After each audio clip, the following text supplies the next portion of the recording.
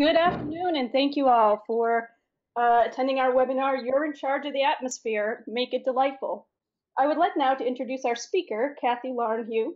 Kathy's company, Wiser Now, is a multimedia publishing and staff development company. She's created hundreds of brain-stimulating activities focusing on connecting people to one another.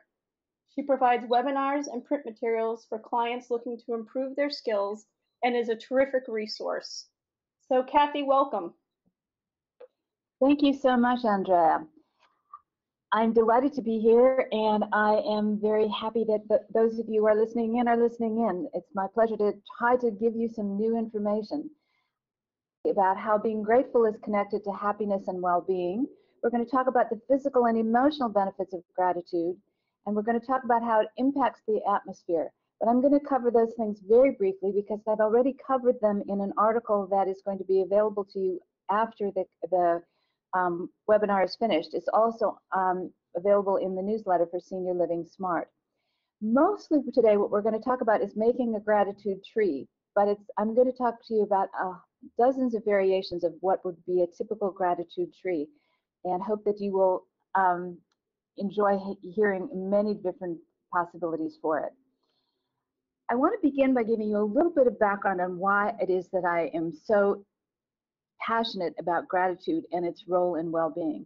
Vivek Murthy, who is our current U.S. Surgeon General, is a really interesting fellow, and one of the things that he has said is that happiness is a perspective that contributes to disease prevention and a healthy life. Furthermore, he believes that we can all cultivate happiness in part through gratitude exercises and social connectedness. Now, that emphasis is mine, but those words are his: gratitude exercises and social connectedness, and that helps our well-being, our happiness levels. Normally, when we define gratitude, it's basically say it's about being thankful, and a more elaborate version is that it's being ready to show appreciation for and return kindness, and that return kindness is a really interesting aspect of it as well. But the founding editor-in-chief of the Journal of Positive Psychology, who's Professor Robert Emmons, defines gratitude as a felt sense of wonder, thankfulness, and appreciation for life. So it's almost a spiritual experience by his view. It's not just, yeah, we're thankful for something, but it's a really paying attention to the universe and a real taking it in and making it a spiritual experience. The emotional benefits of gratitude are enormous. There's people who are grateful tend to be happier, more hopeful. They have more positive emotions. They have fewer negative feelings such as anger, envy, depression, loneliness, and anxiety. It promotes the savoring of positive life experiences. So if you think about it, if you simply think about something that you're grateful for right now, you are living in the moment. You are savoring the moment that you are living in. If you reflect on it at the end of the day and you say, oh, it was a great day, I really loved whatever specific thing happened, that is a reflection on it, but it means that you're savoring those positive life experiences, and that makes life better. It also helps us cope with stress and trauma, and we've all had that experience where something was really awful happening, maybe some sort of medical emergency, and we were so grateful for the medical personnel who came to our aid, or some other kind of personal crisis when our family and friends stood by us, and we're so grateful for them. So it helps us cope with stress and trauma, to be grateful for those people. It helps build social bonds and strengthens existing relationships and nurtures new ones. We'll talk more about that as we go on, but that's a really key element of what we're trying to do. It strengthens our existing relationships and nurtures new ones. It also makes us more likely to be helpful and empathetic to others and less materialistic. We're more satisfied with what we have, and we're more likely, if somebody is kind to us, to be kind to another person in return. The physical benefits of expressing gratitude are just as strong. It means increased energy. Perhaps you'll sleep better because you are being grateful, and so you have less stress in your life, because it is indeed a stress buster. It's also an immune booster, and it tends to lower blood pressure and reduce inflammation, contributing to a healthier heart. Those are just a few of its physical benefits, but obviously those are big things. But why gratitude matters most to me is that beyond exercise, the most important thing you can do to foster well-being in aging is to nurture a network of family and friends. What we are finding through research is that socialization, having a network of people whom you value and who value you in return, is absolutely primary in whether you will have well-being in aging, whether you will age well. Now, exercise tends to be the first thing. It helps the body and it helps the brain. But right there up with it is that socialization. And nurturing those family and friends begins with recognizing their value in your life. So you're expressing gratitude toward them. And when you openly value others, your friendship circle grows. You draw people to you when you have an attitude of gratitude. David Brooks, the New York Times columnist, calls gratitude a sort of laughter of the heart. And I think that's a great expression, a laughter of the heart. But when we talk about creating gratitude rituals, the chief rule is variety is the spice of life. Most gratitude rituals are best to practice for only a limited time. They can be repeated again, and we'll talk more about that, but move on to something new every week or two. The most common thing that you'll hear about is that you keep a gratitude journal. And it's a great idea because if you write down the things that are that you're grateful for on a regular basis, it's something that you can go back to and reread, and so it has double the value because you can reread it. But even a journal gets kind of boring after a couple of weeks, and you sort of lose interest in it and lose enthusiasm for it. And when it becomes an obligation instead of a joy, then you shouldn't be doing it. So that's also true of our main thing that we're talking about today, which is a gratitude tree. This is a tree, an outdoor tree in Japan, and it's not actually a gratitude tree, it's a prayer tree, and people have tied these little red paper ribbons to it. I think they're paper ribbons, to it with prayers on it, and it makes a beautiful, colorful kind of thing. Another sort of outdoor tree is this one at the Salvador Dali Museum in St. Petersburg, Florida, which is near where I live. And what they do there is people take their wristbands from visiting the museum, take them off, write on the inside of them some sort of message of gratitude, and then they tie them to these strings that are, they don't actually tie them to the tree, but to these strings that are hanging from the tree. And everything there is plastic. It's meant to be an art installation, and it's growing all the time. And it's really quite beautiful. But that's not what I would typically recommend as a possibility for trees. So we'll talk about that in a minute. But the other thing I want you to be paying attention to as I continue today is to think always about what variations of this could we do, or what are the intergenerational possibilities. Because the more you can involve families and grandchildren or nursery school children or school children, things that are multi-generational, the more likely you are to have success with this. So what I'm suggesting here are these are wind spinners, and wind spinners are just spirals that are hanging from the tree, and they're made by drawing a circle on a piece of paper and then drawing a line, a spiral line within that circle until it comes to a little close at the center of the circle. And then you write on the spiral whatever your message of gratitude is, and then you cut out that spiral along the line that you've drawn on it, and at the inside tip of it you punch a hole and hang a ribbon through it and hang it from the tree.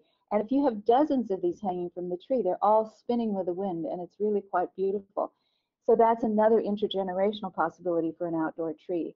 But generally, the guidelines for an outdoor tree are pretty simple. First is to use a real bush or tree, unless you have some reason to use something else, some great sculpture that you want to add to in the garden perhaps. Hang things on an outdoor live tree or bush of some sort. One of the things I like about being outdoors is that it gets people outdoors. In long-term care settings, most people do not get outdoors often enough. That means that they are not absorbing their vitamin D as well as they should. They're not building bones the way they should, and they're not getting their circadian rhythms in order because they're not outdoors. They are not sleeping as well. It uplifts moods much more. So the more you can get people outdoors to do something, the greater it is. It also creates a nice thing to look at from the inside to looking outdoors as well, or it's a wonderful thing to pass by on a morning walk. But for older adults, and for children too, actually, I would suggest using a bush because that's better than a tree because the branches are easier to reach. You don't want somebody reaching up, trying to get a branch in a tree and then falling over. So what we're looking for here is a bush that might be something that people could easily attach things to. When it's outdoors, because it's not a permanent art installation like the Salvador Dali Museum, I would use biodegradable materials like paper for the messages and either yarn or string that birds might be able to recycle to actually hang them. You can use white paper on a green bush in the summer and it will look like flowers on a bush. But all year long, and particularly in winter, aim for colorful paper and yarn so that it brightens up those bare branches that are there. Now let's talk about indoor gratitude trees. This is the simplest sort of thing that you can do in this picture. It's maple leaves that have been cut out in patterns and fall colors, and they're hung with just a string thread, almost thread-like string, to a bare branch that is stuck in a vase filled with pebbles. It's as simple as you can do it, but it's still a very colorful kind of thing, and you can see the more leaves on the tree, the more colorful it will be. When you're doing indoor trees, those branches, the branches you choose are important. You can't just cut off a branch on a bush because those will quickly wilt.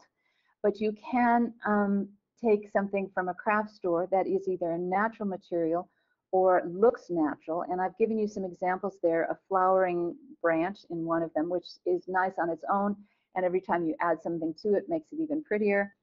Eucalyptus in the middle, because that's something that also has a nice fragrance to it that you could use. And the last one is another kind of white flower. But you could use pussy willows. You could do other kinds of materials. Michael's and other craft stores have a lot of possibilities there. So think about all the different things that you might use. In terms of vases, these are all from the dollar store, including those glass beads there. Glass beads make a lovely filling for the vase, but they're also breakable and can scatter and trip people. So I generally would fill the vase with sand because that's a very solid kind of material, keeps the vase from tipping. But I use always unbreakable vases because working in a senior center, you don't want to have somebody break the vase and cut themselves. And all of these are plastic, but notice that some of them have a heavier bottom, and that's really what I would emphasize usually, is to have that heavy bottom, because if you can fill that all with sand, that creates a very solid, difficult to tip kind of base for it.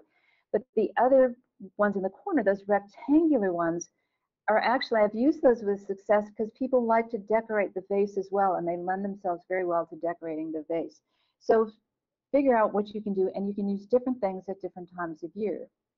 In terms of what the leaves should be, they can be real leaves. On the internet, you can get all kinds of downloadable printouts that will have leaves that you can cut out in various shapes and colors, or you can print them on colored paper, or you can make your own shapes without using anything fancy there. But you can also use hearts, you can use stars, you can use apples or fruit of some kind. Oranges might be another one. Bees or butterflies, all kinds of flowers, feathers or birds. You have the possibilities of what can be leaves is limitless. So when I say leaves from now on, I mean any of these possibilities. But if you can put only stars on the tree for at holiday time in December, for instance, it will be very pretty. Or it might be all stars in red, white, and blue on Independence Day, and for that time of year. You might put butterflies and bees in spring and flowers in spring. So there's many different occasions that you can use different things that will be suitable.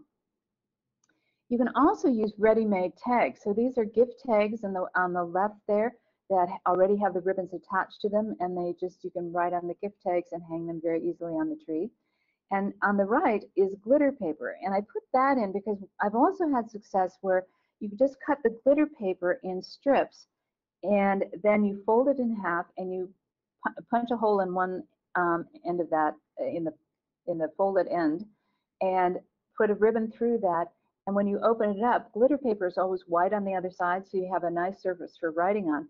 But when you hang it on the tree, it's all glittery and lovely. So that's another possibility. Here's a very simple fall tree of using earth tone gift tags and a gourd base. They're just very ordinary, but you can see it's still an attractive thing, very simple to do. What I want to get across to you is that there are many other possibilities from that. So you can use yarn for hanging the leaves, whatever those leaves may be. You can use ribbon, you can use gift wrap, you can use raffia that's shown here. The clothespins work because one of the ways that you can do this is as a clothesline, and you can hang leaves on it, you can hang the apples on it, anything else. But you might also even hang clothes on it so that you have cutouts of t-shirts and towels and maybe some other fun things, and you put the messages on those items of clothing, and then you put them on the clothesline with a little clothesline clip, clothespin. The other one that there is on the left is a wreath, and every leaf of the wreath becomes a gratitude message. And the other little one is a turkey there, another kind of centerpiece that you might use on Thanksgiving. And it's 2 balls of styrofoam that are wound in yarn and put a little Google eyes and a little bit of felt on them. And then the feathers, the tail feathers, are all items of gratitude that are just stuck into the styrofoam. So it's another version of something you can do. It could be something that's a great intergenerational one, and it's also something that you could do as centerpieces on your tables, which would be good conversation pieces. Another variation is pot of gold. The one that's here was done by children for St. Patrick's Day, even though that's a 4-leaf clover and not a shamrock that's on that bowl. But I think I made a picture of it because I thought it's a great idea. You could use a fish bowl, a plastic fish bowl, and put glitter paper circles in it as coins. And on one side you could write the message, and on the other side you would have the shiny gold coins in it, and people could reach in and pull out and read whatever other people had said. And the one on the right is a tablecloth that is like a plastic tablecloth that you get from the dollar store, and it has branches. In this case, the branches were painted on, but you could also put them on with construction paper. And then people were given hearts of different sizes to put on the tree. They added some plain little hearts, which you may choose to do or not, but all of the larger hearts then were hearts that would have a message on them that said, I'm grateful for this or that or some other thing. There are also other possibilities. One place had a ficus tree in their lobby, and they simply put a fake ficus tree, by the way, and they just put pumpkins, paper pumpkins on them, but each pumpkin has a message of gratitude on it. And speaking of pumpkins, another variation of that is to take orange strips and write on each orange strip something you're grateful for, then staple them in a circle on the top and bottom, and you create a pumpkin that way, and you put green on it to put the person's name on it. This becomes something that's a great intergenerational activity, but it's also good just with older adults because they have the experience of thinking about all the things that they're thankful for, making the item, and then putting it in their rooms for a while. And again, not necessarily long term, but they can put it there, and it's a reminder of the good time they had with you. And that sense of I'm having a good time is something that's lasting much more than exactly what they did. But if you have a tangible reminder of what they did, that's even better. And the one in the center is made out of paper plates and stuck on little sticks along a garden path, and it's gratitude daisies, which I think is another variation. From these, I hope you're getting some ideas of other things that you might do, because there are many other possibilities. But now let's talk about the occasions, because the occasions themselves will give you ideas of how you might do it. The first, as I've told you at the beginning, nothing should last more than 2 weeks, because it becomes like a piece of furniture. You just ignore it after 2 weeks. So you look for multiple occasions throughout the year to have a gratitude tree. Holidays, of course, are one of them, and Thanksgiving is the most logical. But everybody does something at Thanksgiving. You could also do something on Independence Day, which might be about the freedoms that we have in this country. Father's Day might be about all of the men in your life that you value. Valentine's Day could be about all the people that you love and who love you. Memorial Day could be the people that are have influenced you throughout your life. You can do seasons, summer, fall, winter, spring. Do one as each season begins and talk about what you're grateful for about that season. Special events like Olympics, Women's History Month, Older Americans Month are just 3 simple possibilities, but there are many, many more. You can talk about the special people in your life, staff, residents, teachers, and so forth. But all of these are related to having some sort of theme with whatever it is that you do. And we're going to talk in a minute about the different themes. All of these, including the choosing of a theme, can be done as a group activity. So you maybe can't take everybody with you to the craft store to find the right kinds of materials that you want to use for your particular tree, but you might be able to take a couple of residents and make some decisions with them on a little craft store or dollar store shopping spree. And you can also form a committee to decorate the vase, make the leaves in whatever form those leaves may take, whether it's apples or bananas or hearts or flowers or whatever else, and to tie the ribbons to those leaves right from the start, because if people have to tie their own ribbons instead of just looping them onto the tree, that is a barrier for some people to actually write something and put it on the tree. Then consider a color theme. So I like to do things that are decorative and attractive. And the more that you can have a theme like red, white, and blue stars for Independence Day or pastel flowers for spring, the more likely it is to be a thing of beauty that draws people's eyes to it. Then you put those leaves in a basket with markers and encourage everyone to read others' messages and then add their own to a new leaf. The reading of others' messages is important because it gives them ideas for their own. And then call attention. If you're an activity director or a staff member, call attention to the tree during other activities to build a habit of expressing gratitude. So in other words, if you're serving refreshments at an activity, you can say, if you enjoyed these refreshments, why not put a little message on the gratitude tree thanking the kitchen staff? So you start to encourage the thank yous, and whether they do it through a tree or just thanking the kitchen staff on their own, it doesn't really matter. They are getting into the habit of being grateful. So then the question is, well, what are the messages that I put on the tree? And the thing I put there is just think compliments. Now, if you read the first article that goes with this whole series of creating an atmosphere of gratitude, the first article tells you how to give a compliment. And the 4 elements of it are to be specific and sincere, which is pretty easy to understand, to consider character over appearance, and to show appreciation. So considering character over appearance means that I appreciate something about who you are, some characteristic about you. And showing appreciation means I value something about what you did for me or did for somebody else. So for example, to my aide Mary, you were so gentle in your personal care of me after my surgery. Thank you. So she had a characteristic of gentleness. And Mrs. Jones, the aide wrote back to Mrs. Jones and said, to Mrs. Jones, I admire your determination to walk again after your hip replacement, your aide Mary. So now they've had a little exchange of valuing each other. They're building that relationship. And the idea, if people read these things, because we encourage them to read the messages on the tree, another staff member may want to say something nice about another resident may want to say something nice about a fellow resident or another staff member.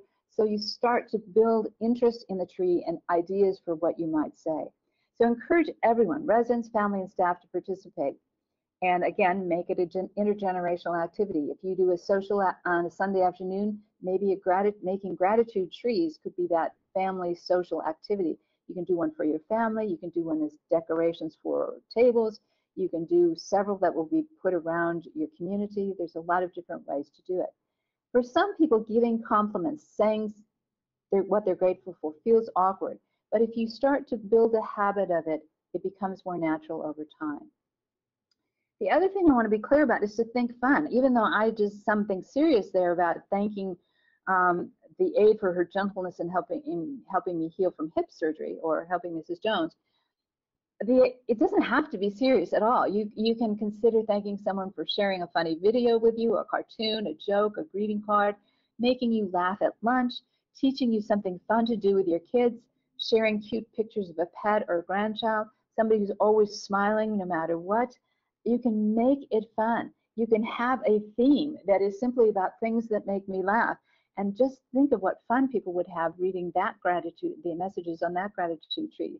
These are all the things that make me laugh. You can put up some jokes and cartoons. What I put up on this screen is a sign that is in a botanical garden near us, just outside of it. It says, "Attention dog owners, Please pick up after your dog. Thank you. Attention dogs. Brr, ruff, ruff, woof, woof, good dog. And that just makes me laugh. I just think it's funny.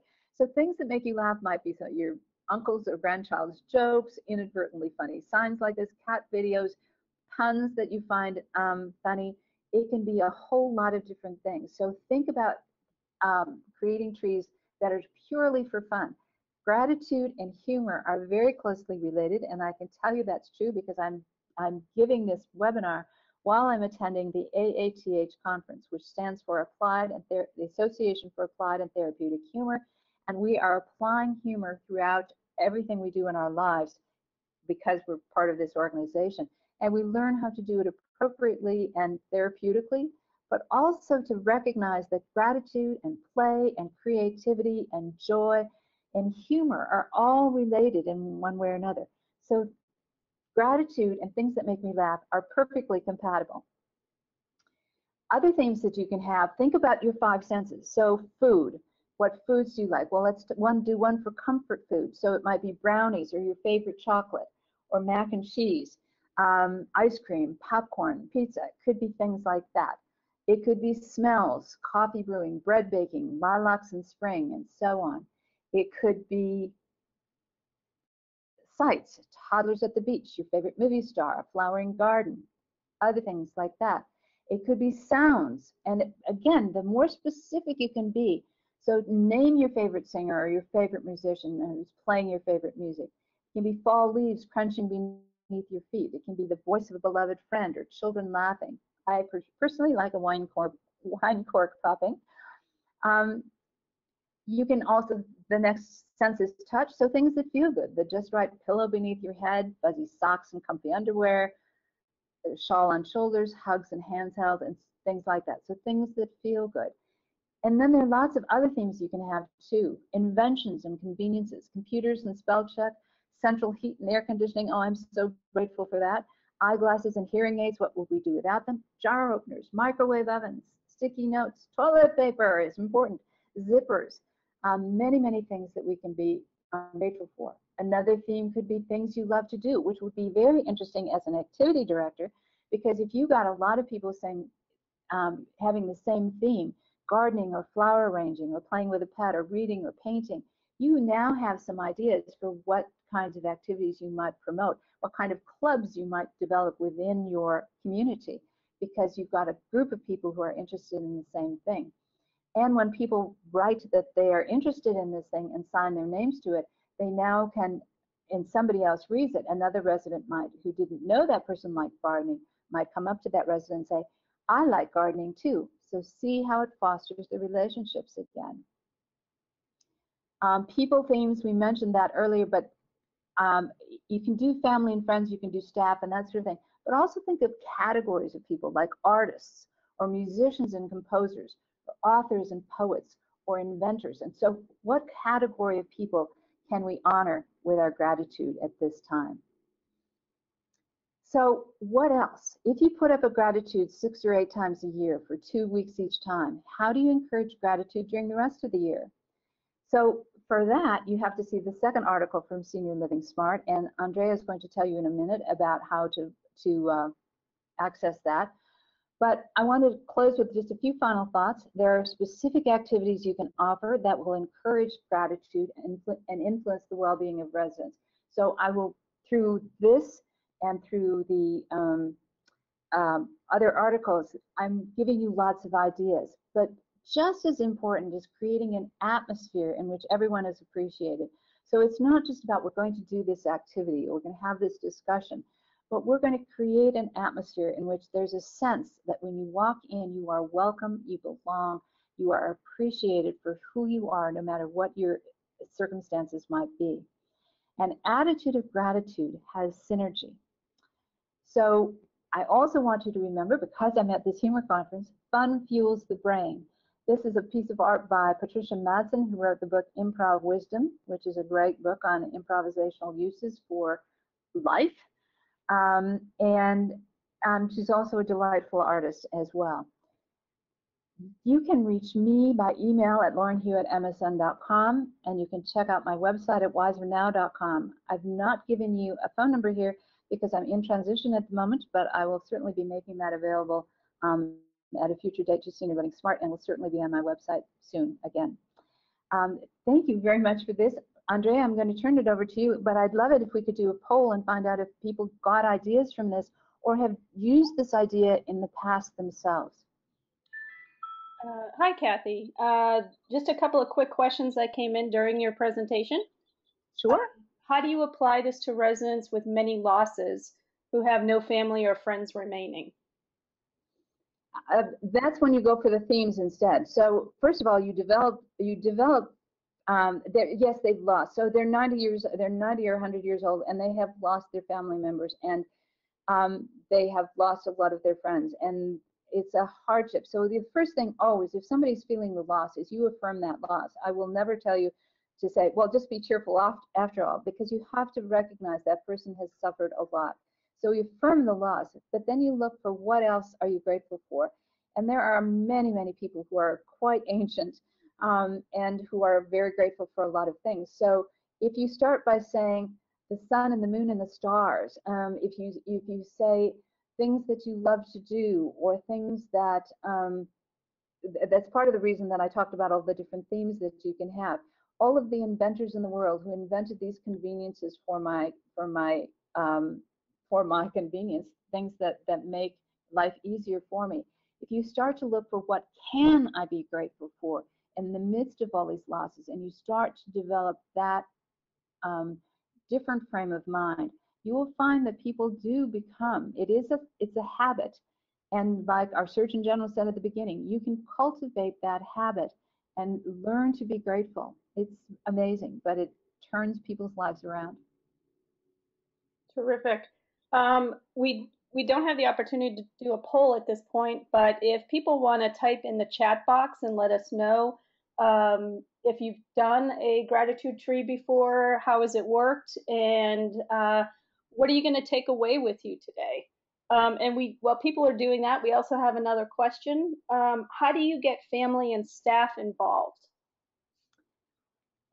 Part of it is people are drawn to what's interesting. Two things. Family and staff are a little bit different. So let me start with family. Family is, when you're in a residential care setting, family is often very uncomfortable visiting. In part, especially when they're new, they don't know what to do with themselves, because many times the person has dementia and they can't carry on the conversations anymore. And when the person was living at home, what they did with that person was they did chores for the person. So they did something for that person. They prepared some meals, they cleaned the house, they did the grocery shopping, whatever it was. But they did things for the person. So actually being with the person, particularly when they have dementia, can be very difficult for families. So the tree becomes a prop of something that they can do. We're going to create this art project. And you know, the first time you do it, you may have just a few people involved with it, but it starts to grow. That's why you don't do it and keep it up forever. You do it once and you say, what did we learn from this? And maybe next time we're going to do it a little bit differently. So families will be involved if there's something that kids can do, and they love the art project. So it's a great thing for the kids to do. And sometimes the older adults then, especially when they have dementia, are sort of spectators, but they love seeing their families happy and engaged, and they're having fun. They can be asked their opinion. Should we put this here? Is this a good color to use? There are lots of ways to engage them, even if they can't actively participate in it.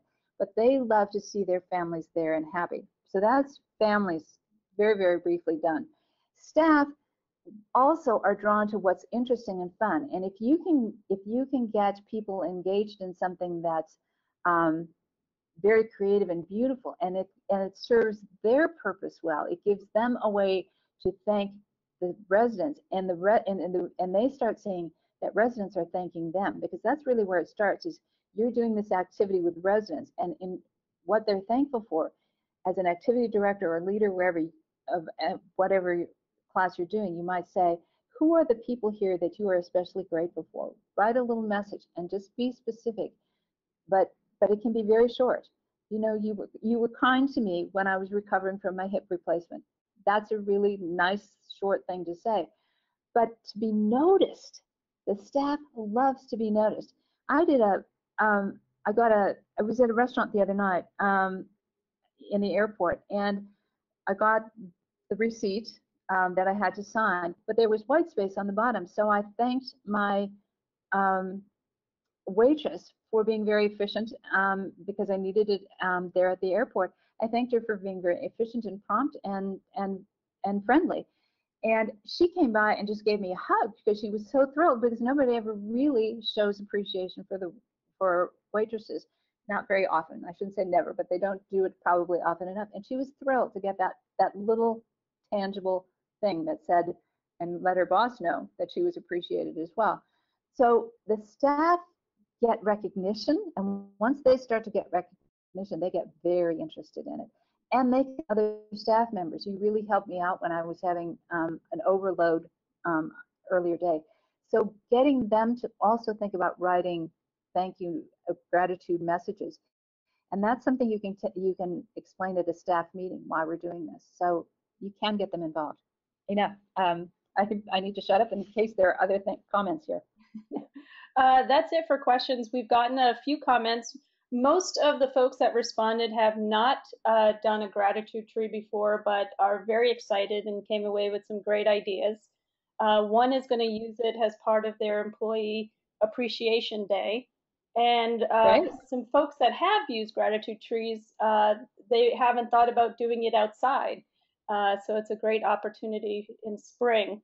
So great feedback and lots of very positive folks are taking away some great ideas. Wonderful. You want to go to the last slide now and talk about the next webinar and how they can access more about this one? Yes, great. So thank you, Kathy, and thank you everyone for attending today's webinar. If you have any other questions, please contact Kathy directly. Once you leave today's webinar, you'll receive a survey on the presentation, and we would appreciate if you would complete that and provide your feedback. You're also going to receive a follow-up email within 20 to 48 hours with a link to view a recording of today's webinar and a copy of today's handouts, Creating a Gratitude Tree and Gratitude Charges the Atmosphere.